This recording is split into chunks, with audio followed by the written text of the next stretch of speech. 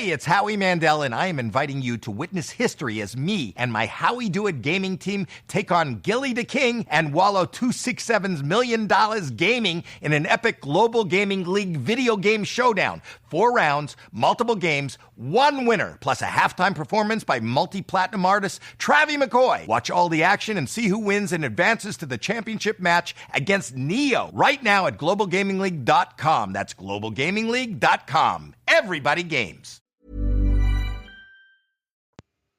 It becomes way too easy when you're reading history, purely because of the way in which a lot of history is written, to look at history from the perspective of the colonizer and not the colonized. Okay? This is a huge, huge set of questions for us about the kind of production of history, the commissioning of history, of power, of voice, of kind of the power versus the subaltern, about colonial relations and power relations, and the way in which, particularly after the First World War, this begins to change is really, really interesting. So after the First World War, there is a huge and newfound and legitimate skepticism around empire. And empire, arguably, European colonial empire at the very least, is weakened by the First World War. So today, when we dive into it in a moment, we're going to look at Susan Pedersen's amazing book, The Guardians, and the mandate system, and the kind of the illegitimacy of the mandate system from the perspective of those who were subjected by it. Anyway, let's dive in. And welcome again, of course, to today's Explaining History podcast.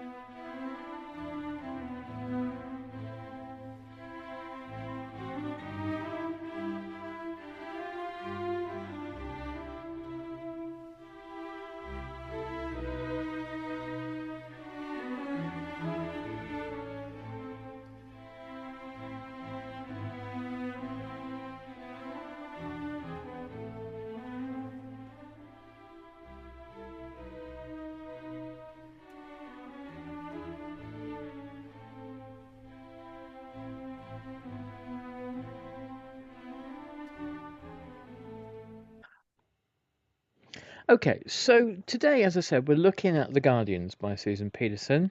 It's the best book about the mandate system I've ever read, and really the depth of scholarship and the authoritative way in which Susan Pedersen manages to explore and dissect the kind of the convenient myths that exist about the mandates and their establishment. Is really kind of peerless. It really is. So Susan Pedersen writes in chapter 3, A Whole World Talking. For the victorious imperial powers, the mandate system was a tool to legitimate the territorial settlement agreed in 1919, obviously at the Paris Peace Conference. For internationalists and league officials, it was a mechanism for spreading common norms about trusteeship and the open door. So there was this, I suppose, just to take a step out of that for a moment, the relationship between colonial imperialists and kind of probably sort of slightly Wilsonian liberals who saw a new world possible based on international law and treaties in a better world, one in which eventually colonial empires perhaps wouldn't be possible, one in which maybe mandates wouldn't be necessary one day.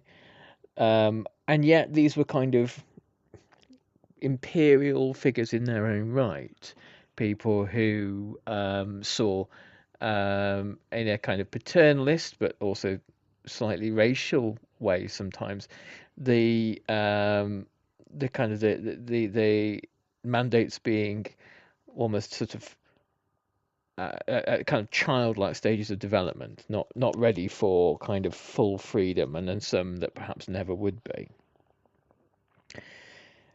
For internationalists, as I said, and league officials, it was a mechanism for spreading common norms about trusteeship and the open door.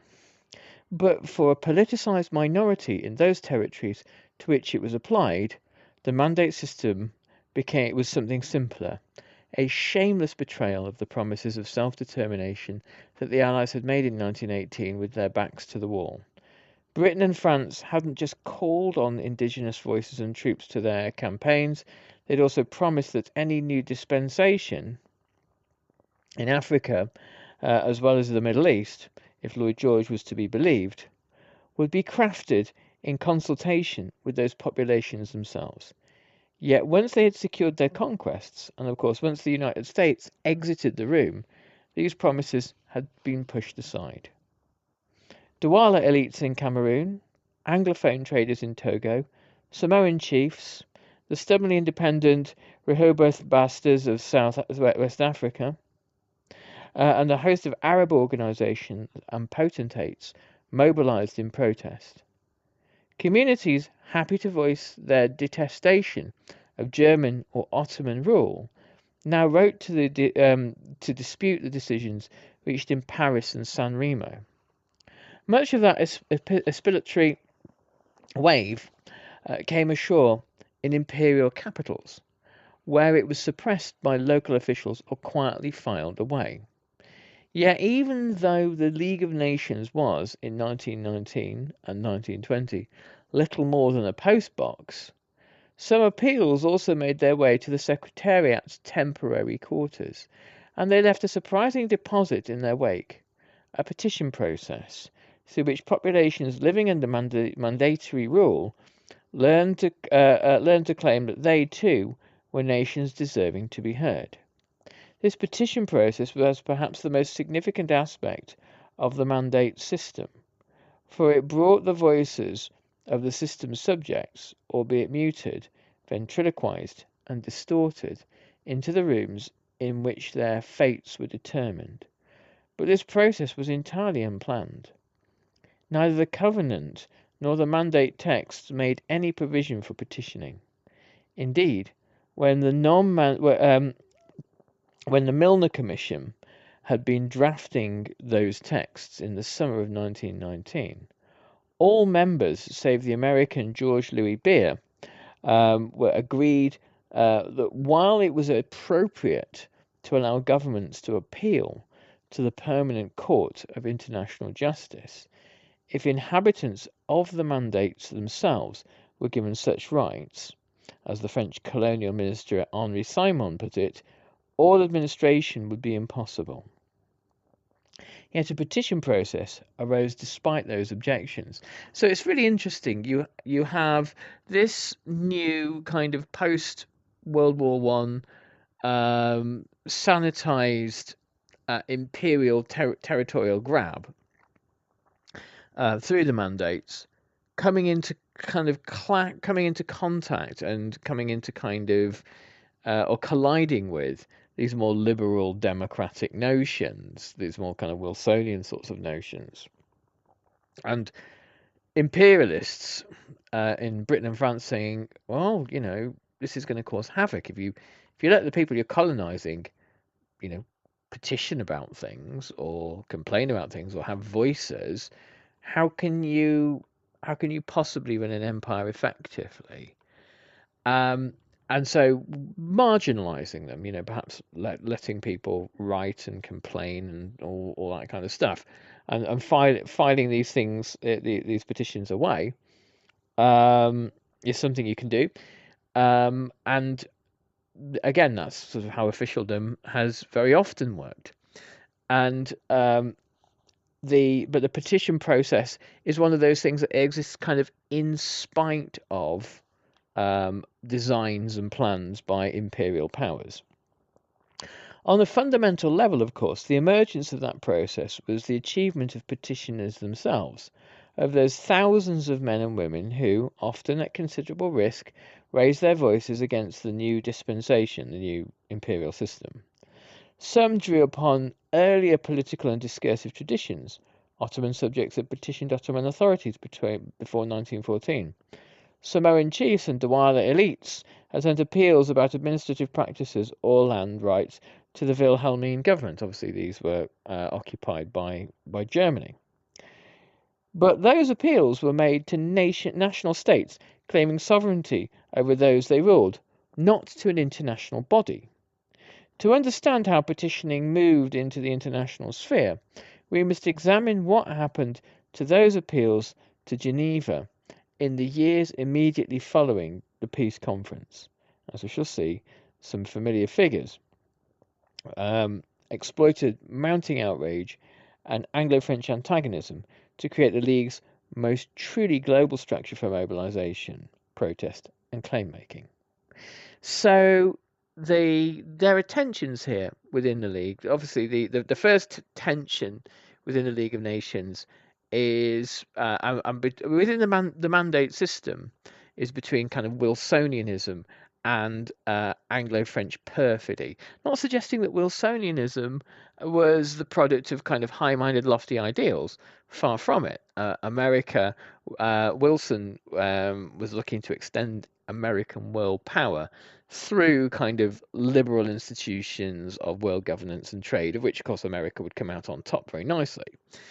So that was the first tension, and obviously America doesn't ratify the League of Nations and and withdraws, and but long before that, the British and the French, through the mandate system, had kind of got the upper hand anyway, and were going to kind of do as they wished. Instacart understands that not all bananas are created equal.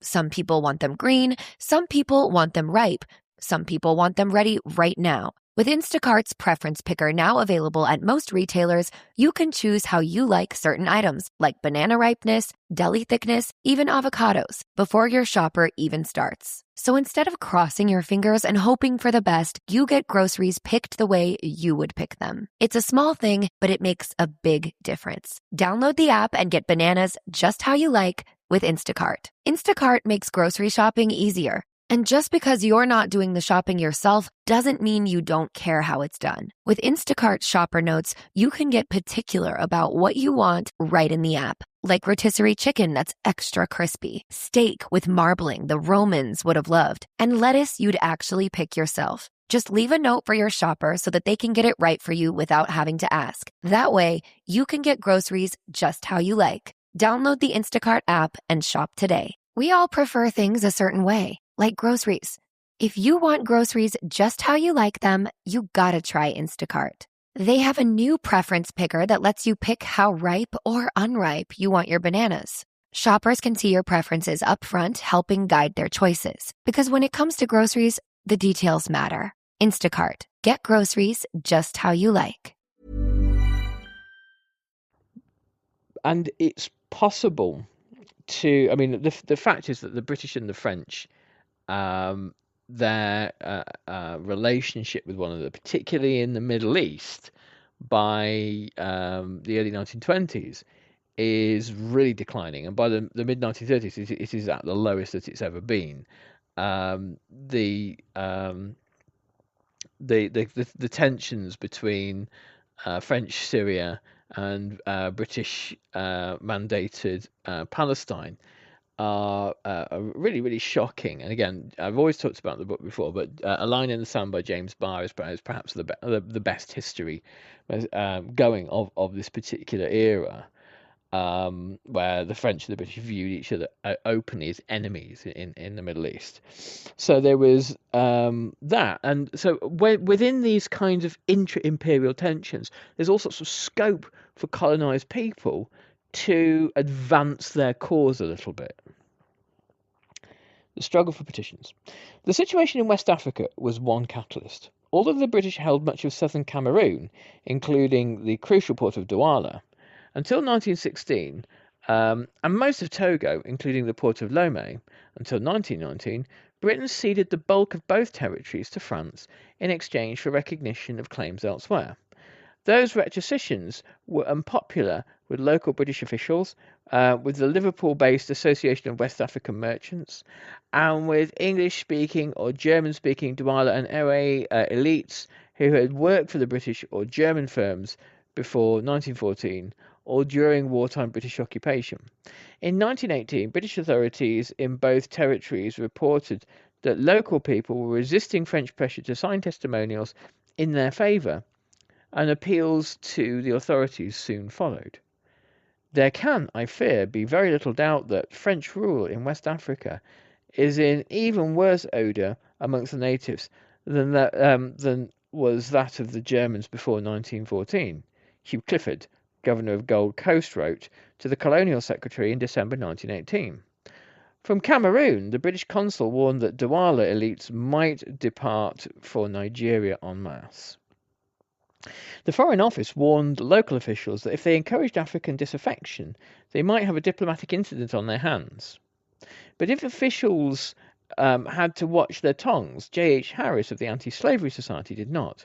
Harris had been outraged when Lloyd George reneged on his promise to consult African opinion, and he vented his anger and his low opinion of French actions in West Africa in a series of hard-hitting articles in the Times, the Manchester Guardian, the Contemporary Review, and other indisputable organs of public opinion. Harris's high profile and the Anti-Slavery Society's strong ties to West African churchmen and traders made him the obvious channel for African grievances too. Douala protests about partition and French occupation had arrived on his desk in 1919, and in 1920 and 1921 he received reports from several sources, including one J.T. Mensah, a former clerk in the British Trading Company, about conditions in French-mandated Togo. Through his ties to Liverpool merchant interests, Ormsby Gore saw some of this material and grew convinced that inhabitants under the mandate must have the right to petition the League. In January 1921, a League of Nations Union committee under his chairmanship urged the council to recognise that right. League of Nations Union is kind of the British civil society organisation to support League of Nations membership in and participation in Great Britain, and it was sort of widely a widely well supported organisation. In Geneva, William Rappard had come to the same conclusion. A few West African petitions had made their way to the Secretariat, but protests against the British and French dispensation in the Middle East were flooding the League. The San Remo decision of April 1920, Faisal's subsequent expulsion from Syria, Faisal, the son of Sharif Hussein of Mecca, who later becomes the king of Iraq, was made initially king of Syria, and it was expelled in 1920 by the French. The establishment of Greater Lebanon and the publication revealing the first in the Jewish Chronicle, which had managed to secure a copy before the Times, in February 1921, of the draft Palestine Mandate incorporating the Balfour Declaration, unleashed protests from King Hussein of the Hijaz and from Arab organisations around the world. The emphasis in those appeals could vary. Most, however, would have agreed, as Faisal put it in a letter on behalf of his father in February 1921, that French and British actions violated not only the wartime Allied pledges, but also that provisional recognition of Arab independence contained in Article 22 itself. If Britain and France intended to impose their own rule, he warned prophetically, they would have the effect of making permanent the present state of unrest throughout the Middle East. Instacart makes grocery shopping easier. And just because you're not doing the shopping yourself doesn't mean you don't care how it's done. With Instacart Shopper Notes, you can get particular about what you want right in the app. Like rotisserie chicken that's extra crispy, steak with marbling the Romans would have loved, and lettuce you'd actually pick yourself. Just leave a note for your shopper so that they can get it right for you without having to ask. That way, you can get groceries just how you like. Download the Instacart app and shop today. Instacart understands that not all bananas are created equal. Some people want them green, some people want them ripe, some people want them ready right now. With Instacart's Preference Picker now available at most retailers, you can choose how you like certain items, like banana ripeness, deli thickness, even avocados, before your shopper even starts. So instead of crossing your fingers and hoping for the best, you get groceries picked the way you would pick them. It's a small thing, but it makes a big difference. Download the app and get bananas just how you like with Instacart. So there was so much to unpack there.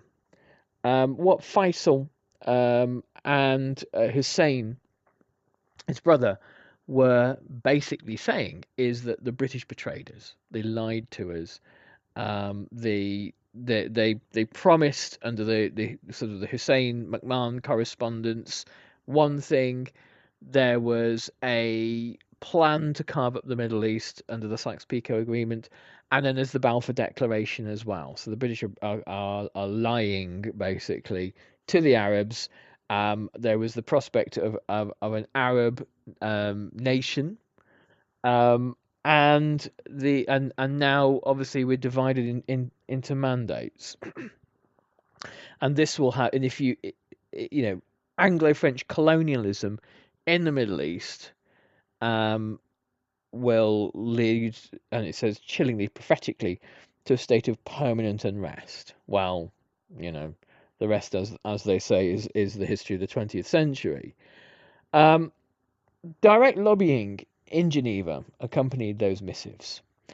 So not only were there letters, but there were people in Geneva taking them and trying to lobby the kind of officials there.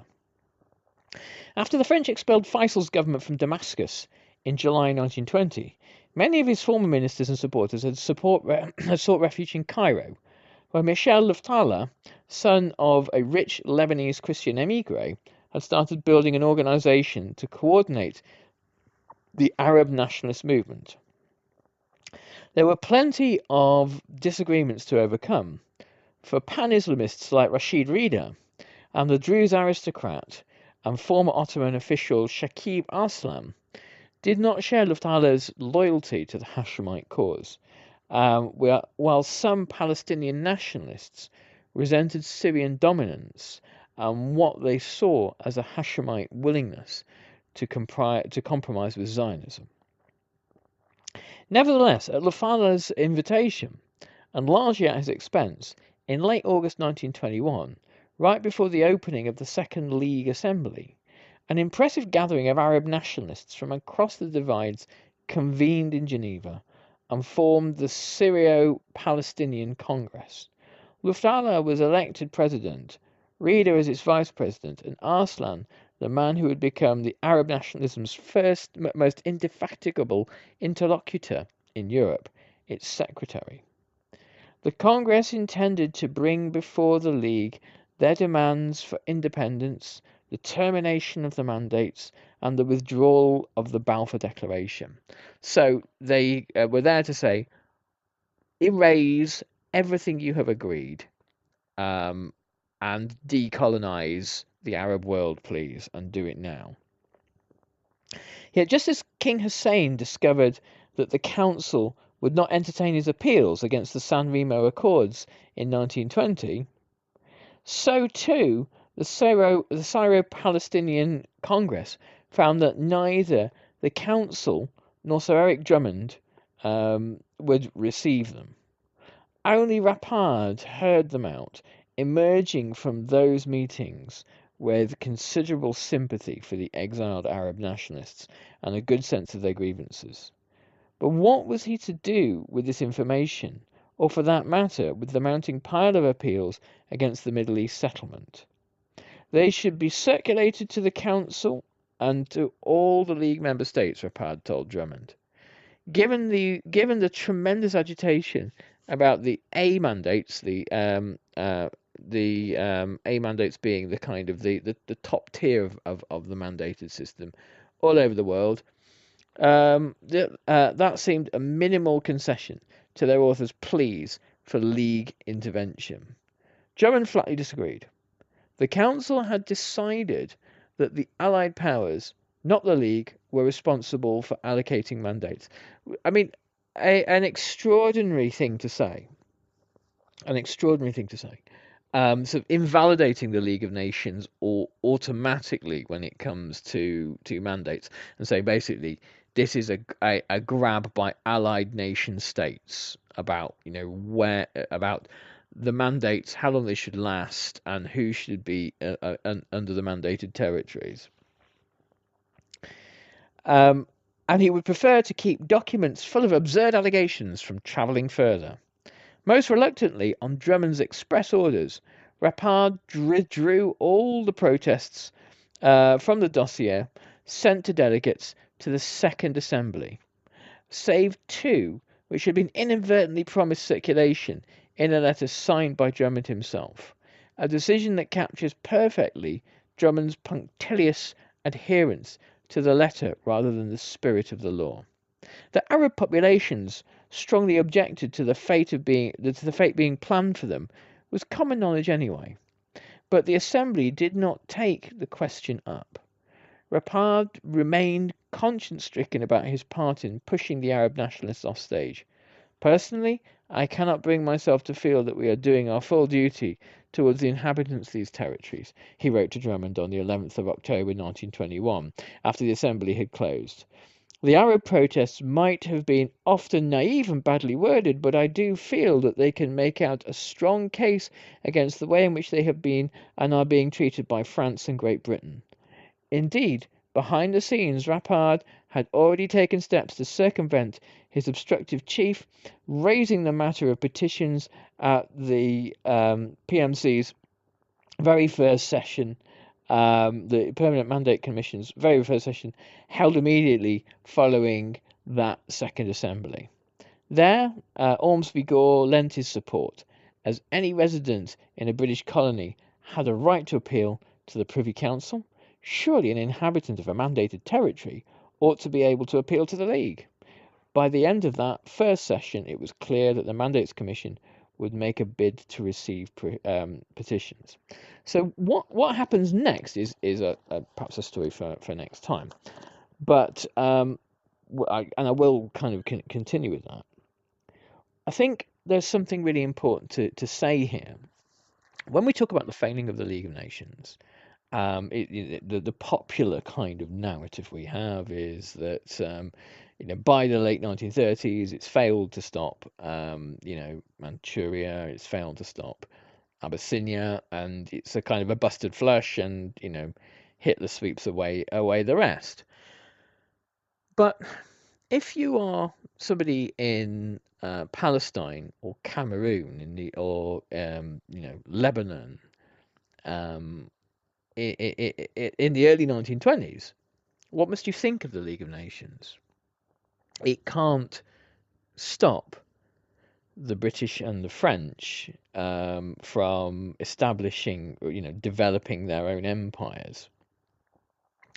The Allied powers have taken from the League the management of the mandates, and so our way of looking at things, the failure of the League of Nations, is based on our I say our, a kind of a Western way of looking at this, an Anglo-American, Anglo-French way of looking at this, is based on the outcome of the complete failure of the League of Nations by 1939. However, if you are a colonized if you are from a mandate, if you are being colonized, and you're the kind of expression of self-determination at the Paris Peace Conference, and the expression of that will to be a part of a kind of a unified and independent state, an Arab state, for example, that's been swept off the page by 1920. So for the people of the Arab world, particularly, the League of Nations had failed within 1 year.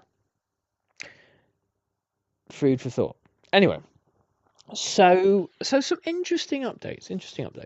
So the plan is still to kind of evacuate from Patreon and do Substack, hopefully temporarily, and then hopefully, if you're having the very beginnings, hopefully, of conversations about this, hopefully we can try to run for something from just the Explaining History website. So more on that as it unfolds, and various technical headaches ahead, no doubt. But yeah, we will talk about that when it's ready to roll. It shouldn't be too long, hopefully. I'm away for a few days from Friday, so if you don't hear from me, that's why. And hopefully there won't be some kind of catastrophic world event in the meantime to talk about. Fingers crossed. Hopefully we can sort of limp through for a few days, but you never know, do you? You never know. Anyway, I'm going to leave you there. Take good care, everybody, and thanks for listening, and I'll catch you on the next podcast. All the best. Bye-bye.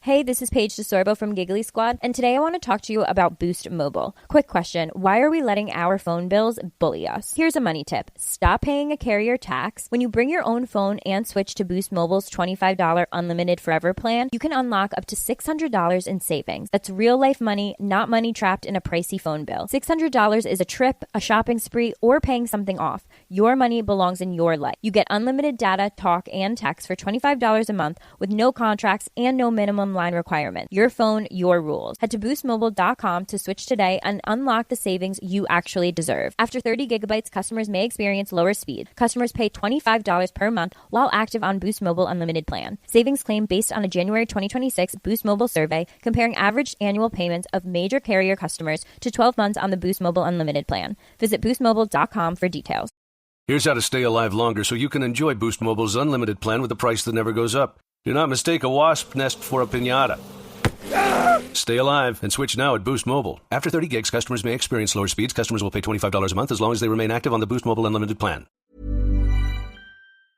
Thank you for listening to this episode of Explaining History. This podcast is an independent production, and it's listener support that keeps these conversations going week after week. If you find value in the show and want to help cover the costs of research and production, please consider making a contribution. You can join our community on Patreon or make a one-off donation.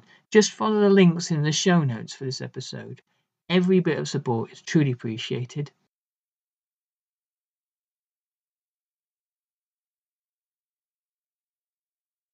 Thanks again for listening.